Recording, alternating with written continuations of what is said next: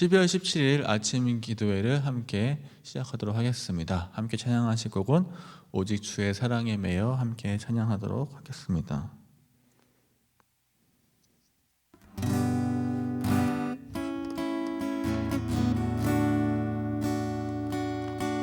오직 주의 사랑에 매여 내 영 기뻐 노래합니다. 이 소망의 언덕 기쁨의 땅에서 주께 사랑드립니다. 오직 주의 임재 안에 갇혀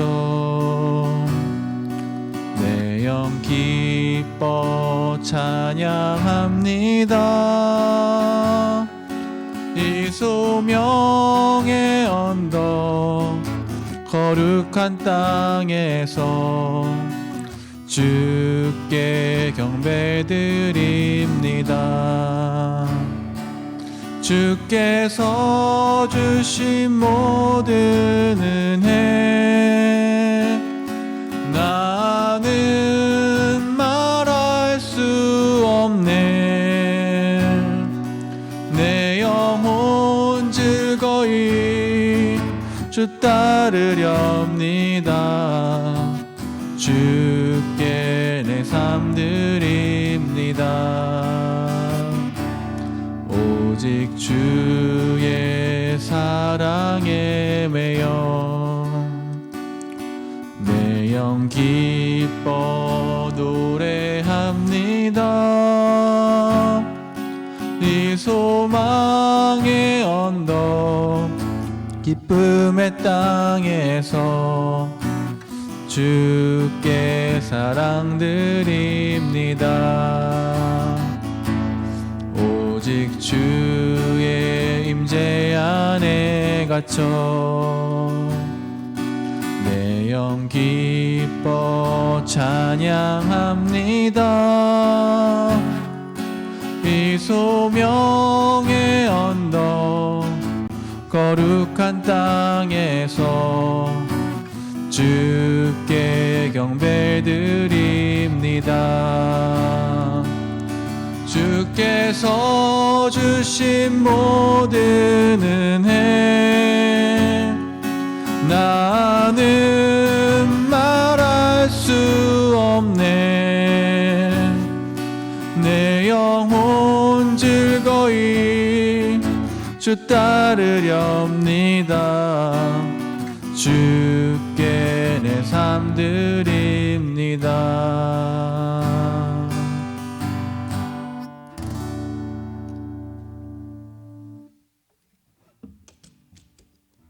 네, 오늘 말씀은 와플터치 12월 17일자 말씀입니다. 출애굽기 20장 1절부터 21절까지 말씀입니다.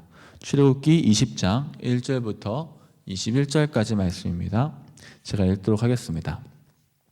그 후 하나님이 이렇게 말씀하셨다. 나는 종살이하던 너희를 이집트에서 인도해낸 너희 하나님 여호와이다. 너희는 나 외에 다른 신을 섬기지 말아라. 너희는 하늘이나 땅이나 땅 아래 물속에 있는 어떤 것의 모양을 본떠 우상을 만들지 말며 그것에 절하거나 그것을 섬기지 말아라. 나 여호와 너희 하나님은 질투하는 하나님이다. 그래서 내가 나를 미워하는 자를 벌하고 그의 죄에 대하여 그 자손 3, 4대까지 저주를 내리겠다. 그러나 나를 사랑하고 내 계명을 지키는 자에게는 그 자손 수천 대까지 사랑을 베풀 것이다. 너희는 너희 하나님 나 여호와의 이름을 함부로 사용하지 말아라. 나 여호와는 내 이름을 함부로 사용하는 자를 그냥 두지 않을 것이다. 너희는 안식일을 기억하여 그날을 거룩하게 지켜라. 6일 동안은 열심히 일하고 7일째 되는 날은 너희 하나님 여호와의 안식일이므로 그날에는 아무 일도 하지 말아라. 너희나 너희 자녀들이나 너희 종이나 너희 가축이나 너희 가운데 사는 외국인도 일을 해서는 안 된다. 나 여호와는 6일 동안 하늘과 땅과 바다와 그 가운데 있는 모든 것을 만들고 7일째 되는 날에는 쉬었다. 그러므로 내가 안식일을 축복하고 그날을 거룩하게 하였다. 너희 부모를 공경하라. 그러면 너희 하나님 나 여호와가 너에게 줄 땅에서 너희가 오래오래 살 것이다. 살인하지 말아라. 간음하지 말아라. 도둑질하지 말아라. 너희 이웃에 대하여 거짓 증언하지 말아라. 너희 이웃집을 탐내지 말아라. 너희 이웃의 아내나 종이나 소나 낙이나 너희 이웃이 소유한 그 어떤 것도 탐을 내서는 안 된다. 백성들은 우레와 나팔 소리를 듣고 번개와 산에서 나는 연기를 보고 떨며 멀리 서서 모세에게 말하였다. 당신이 우리에게 말씀하시면 우리가 듣겠습니다. 하나님이 우리에게 직접 말씀하시지 않도록 해주십시오. 그렇지 않으면 우리가 죽게 될 것입니다. 그러자 모세는 백성들에게 두려워하지 마십시오. 하나님이 내려오신 것은 여러분을 시험하여 하나님을 두려워하게 함으로써 여러분이 범죄하지 않도록 하기 위해서입니다. 하고 대답하였다. 그러나 백성들은 계속 멀리 서 있었으며 모세는 하나님이 계시는 짙은 구름으로 가까이 접근하였다. 아멘. 오늘 말씀은 우리가 사실 굉장히 교회를 조금만 다녔어도 굉장히 많이 본 말씀입니다. 우리가 십계명이라고도 부르는 그런 이제 말씀을 오늘 그 말씀을 같이 읽었는데요. 우리가 십계명이라고 하면 여러 가지 오해라고 하면 오해일 수도 있고 우리가 잘못 알고 있다고 생각하면 잘못 알고 있는 것도 있고 그런 것들이 몇 가지 있어요. 첫 번째 뭐냐면은 어떤 사람들은 십계명을 지켜야 하나님께서 우리를 구원하신다라고 생각하거든요. 근데 사실 십계명은 애굽의 종되었던 이스라엘 사람들이 종에서 해방된 이후에 그 다음에 하나님께서 주신 법이거든요. 이 말은 무슨 말씀이냐면은 구원을 받기 위해서 우리에게 주어진 법이 아니라 구원받은 너희가 하나님을 통해서 건진받은 너희가 하나님의 뜻대로 살려면은 이렇게 살아야 돼. 하나님의 백성은 이런 방식으로 살아가는 거야 라는 것을 우리에게 보여주는 겁니다. 우리도 사실 이것과 비슷하게 생각하는 게 무엇이 있냐면요. 우리는 사실 십자가를 통해서 구원을 받았잖아요. 구원을 받았기 때문에 사실 우리는 어떤 일을 하거나 하지 않거나 상관없이 예수님의 공로로 이제 천국의 백성이 되었습니다. 하나님의 백성이 되었어요. 그러면 우리가 그것으로 만족하고 끝나는 것이 아니라 이제 하나님의 백성으로서 우리가 어떻게 살아가야 할까를 고민해 봐야 되는 거죠. 하나님의 백성이 되었기 때문에 나 이제 아무것도 하지 않을 거야. 나는 이제 아무것도 할 책임이 없어. 그것도 물론 맞는 말일 수는 있으나 실제로 하나님의 백성이 되기 위해서는 하나님의 백성 된 우리가 어떻게 살아가야 될지를 하나님께서 이렇게 적어 놓으셨다는 거죠. 그게 뭐냐면 바로 오늘 보여드리는 십계명이었습니다. 구원 후에 거룩한 백성이 되려면 하나님의 백성이 되려면 이렇게 살아보렴, 이렇게 해보렴, 이렇게 훈련해보렴 이제 그런 법이죠. 노예에서 자녀가 되었던 노예에서 하나님의 자녀가 되었던 이스라엘 백성들에게 하나님께서 처음으로 주신 것이 바로 이 법입니다. 사실 법이라고 하면은 우리는 좀 답답하잖아요. 이거 하지 마라, 해라 이런 것들이 많으니까. 근데 실제로 이스라엘 백성의 입장에서 보면은 법이라는 것은 사실 불가능한 사람들이었어요. 왜냐하면 노예였잖아요. 이스라엘 백성은 노예였기 때문에 법이라는 것이 필요하지가 않았거든요. 노예는 딱 하나만 기억하면 돼요. 주인님의 뜻, 주인님이 무엇을 원하시나. 똑같은 거라도 주인이 말하면 가고 주인이 말하지 않으면 하지 않아야 되고요. 주인님의 감정 상태에 따라서 그 뜻은 완전히 달라지기도 하고요. 그렇기 때문에 주인님에게 항상 그 주인에게 그 초점이 맞추어져 있었어야지 어떤 법에 의해서 움직이는 존재가 아니었거든요. 노예는 그런 거잖아요. 그런데 법을 주셨다. 하나님께서 이스라엘 백성들에게 자유를 주시고 그 다음에 법을 주셨다는 건 무엇이냐면은 너희들이 이제는 주체적으로 법을 지키며 살라는 거예요. 누구의 눈치를 보거나 누구의 감정 상태에 따라서 흔들리는 그런 것이 아니라 하나님께서 정해놓으신 그 법에 따라서 그 최소한의 법을 지키기 위해서 그렇게 살아봐라 라는 말씀을 하고 있는 거죠. 사실 법을 만든다는 거는 약한 사람들을 잘 조종하기 위해서라기보다는 강한 사람들이 자신의 바운더리를 정해놓기 위해서 하는 경우가 많아요. 원래 법이라는 게 그렇잖아요. 권력자는 어차피 마음대로 할 수 있거든요. 그렇기 때문에 권력자가 권력을 조심해서 쓸 수 있도록 만드는 게 바로 법이거든요. 그렇기 때문에 하나님께서 이스라엘 백성에게 법을 주셨다는 건 뭐냐면은 하나님이 스스로를 사랑하는 이스라엘 백성들을 위해서 스스로를 한정 지으셨다는 거예요. 나는 이런 하나님이야. 나는 이런 모습을 원해. 그리고 나도 이런 모습으로 사는 하나님이야. 라는 것을 우리에게 보여주시기 원했다는 거죠. 즉 하나님이 법을 주신 이유는 우리에게 자유함을 주기 위해였다는 것을 알 필요가 있다는 겁니다. 사실 10계명은 저희가 오늘 아침에 다 다루기가 조금 양이 많더라고요. 그래서 몇 가지만 한번 같이 이야기하면서 넘어갔으면 좋겠습니다. 첫 번째로 10계명은 누구에게 주어진 법이냐면은 이스라엘 백성들에게 주어진 법입니다. 여기도 보면 종되었던 너희를 구원한 나가 여호와가 말한다라고 말씀하시거든요.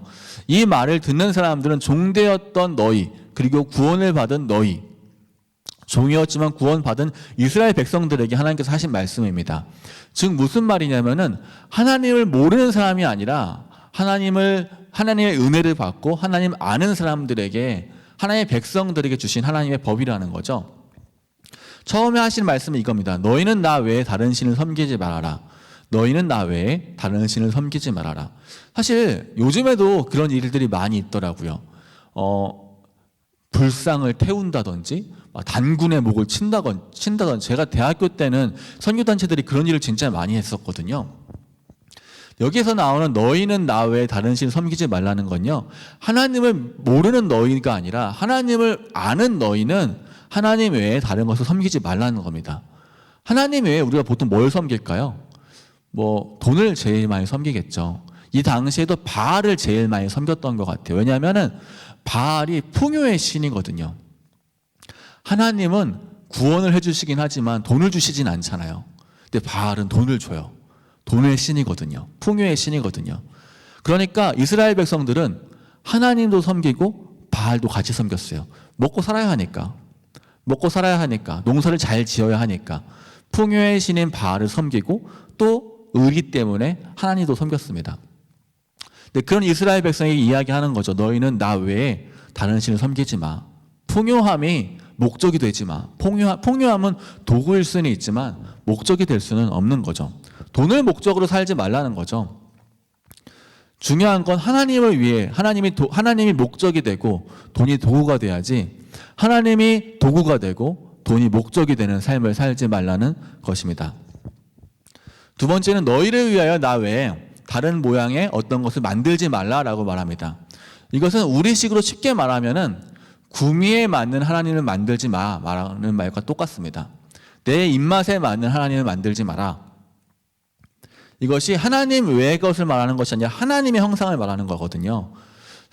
이거는 저희 목회자들이 굉장히 많이 하는 실수 중에 하나인데요. 하나님을 교회라고 이야기하는 경우가 굉장히 많아요. 하나님은 교회를 넘어서시거든요. 그리고 하나님을 목회자인 것처럼 꾸밀 때도 굉장히 많습니다. 그래서 하나님의 반영으로 목회자를 그 자리에 놓기도 하고요. 하나님의 반영으로 교회를 그 자리에 놓기도 합니다. 어쩌면 이 모든 것들이 우리가 우리 입맛에 맞는 내 눈에 보이는, 내 눈에 쉬운 그런 하나님을 형상화시키는 것일 수도 있겠죠.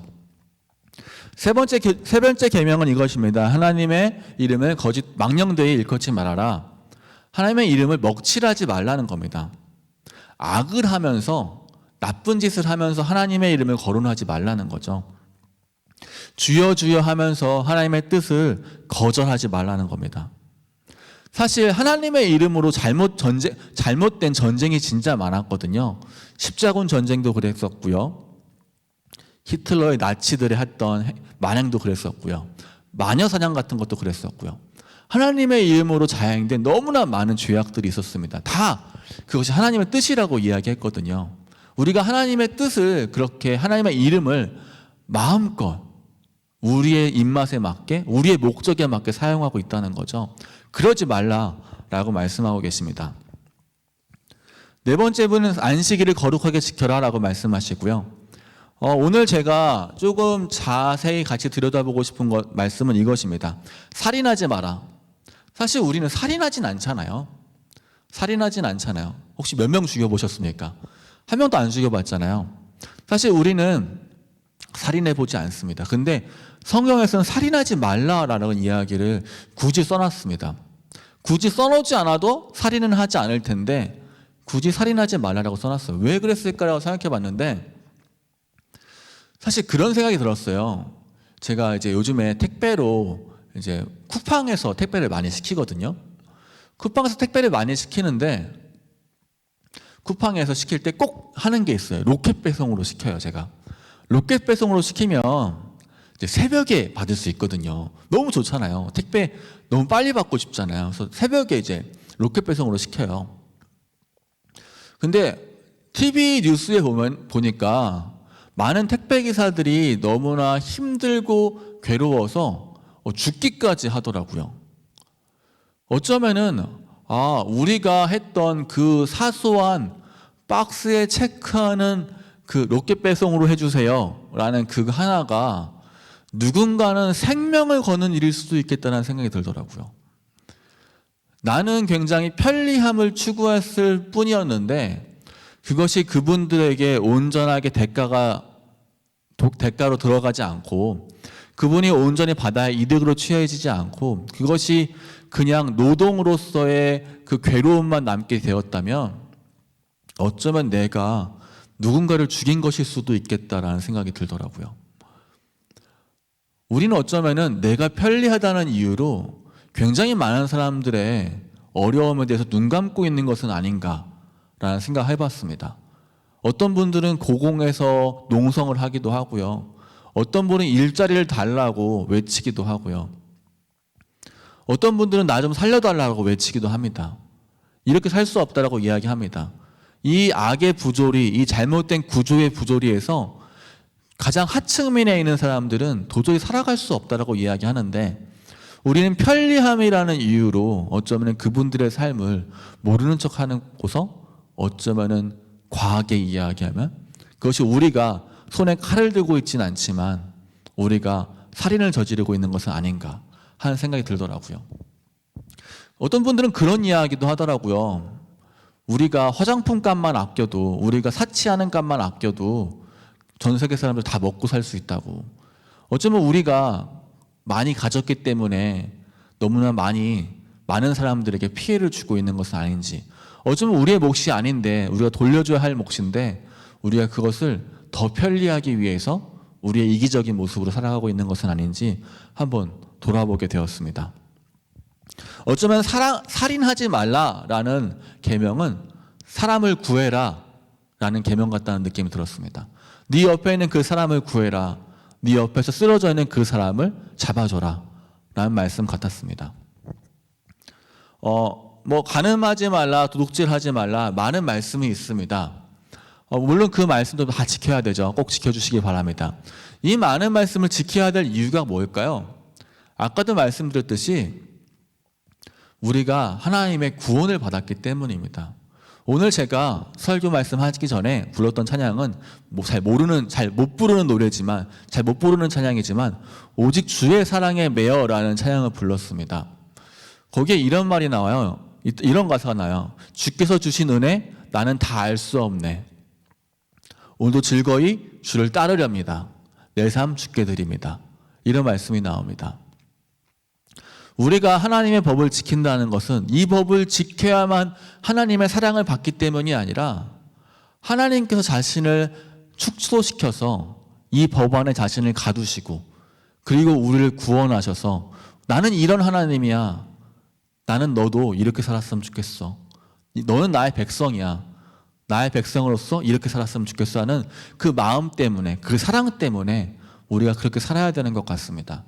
어쩌면 좀 과하기도 하지만, 어쩌면 조금 어렵기도 하지만, 굳이 내가 그렇게 살지 않아도 될 것 같긴 하지만 오늘 하루 하나님께서 우리를 위해 주신 그 은혜를 기억하시면서 하나님의 법을 하나씩 지켜볼 수 있는 하루가 되셨으면 좋겠습니다. 같이 기도하겠습니다. 하나님, 오직 주의 사랑에 매여 그렇게 살아갑니다. 주님이 주신 은혜가 너무나 큽니다. 우리가 하고 싶어서, 우리가 주님의 사랑에 매이고 싶어서, 주님의 백성으로 살아가고 싶어서 그 법을 따르고 싶습니다. 그저 누군가의 눈치가 아니라, 그저 누군가에 의해서 흔들리는 법이 아니라 성실하신 하나님이 주신 하나님의 백성으로서의 법이기에 우리가 그 뜻대로 살아갈 수 있도록 주님 도와주옵소서. 이 법을 다 지키는 것이 쉽지만은 않습니다. 하지만 이 법 안에서 우리가 하나님 안에서 자유함을 누릴 수 있도록 주님 도와주세요. 그렇게 하나님의 백성으로 살아갈 수 있도록 도와주세요. 예수님의 이름으로 기도드립니다. 아멘.